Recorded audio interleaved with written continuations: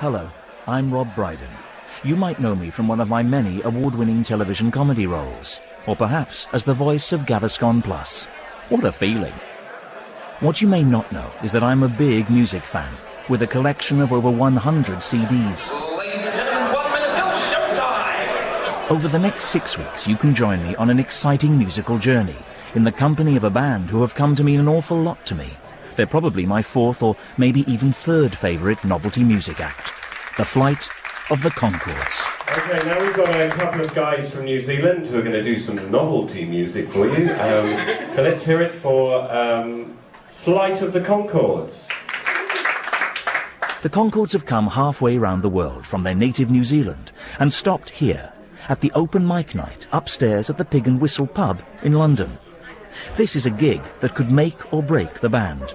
And yet, it almost didn't happen. Thank you. We're from New Zealand. For those, you might have expected us last week. We didn't make it due to an injury. Sorry about that. So we'll do one of our songs. This one is called Think About It, Think About It.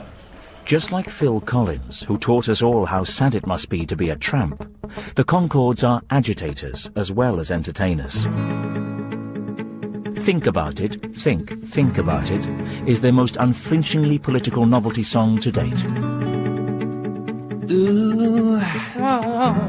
On guitar and vocals, Brett McKenzie. There's children on the streets using guns and knives, taking drugs in each other's lives, killing each other using knives and forks, and calling each other names like dogs. There's people on the street getting diseases from monkeys. On vocals and guitar, Jermaine Clement. From monkeys. Now there's junkies with monkey disease. Who's touching these monkeys? Please leave these poor-sick monkeys alone. They got problems enough of their A own. man is lying on the street, some punk's chopped off his head. I'm the only one who stops to see if he's dead. Turns out he's dead.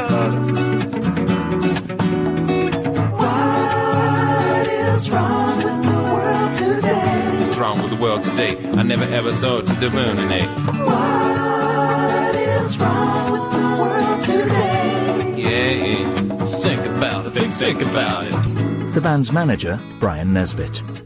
I tell you what, working with these two, there's certainly a lot of great stories I can tell you.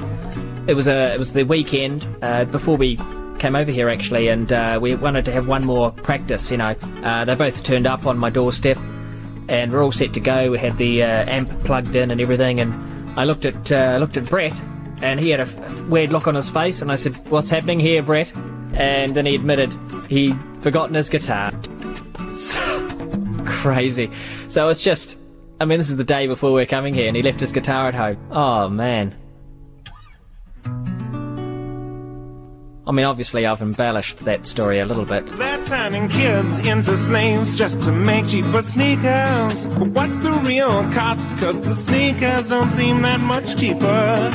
Why are sneakers still so expensive when you got little slave kids making them? What are your overheads? At the end of your life, you were lucky if you died. Sometimes I wonder why we even try. I saw a man lying on the street, half dead. He had knives and forks sticking out of his leg, and he said,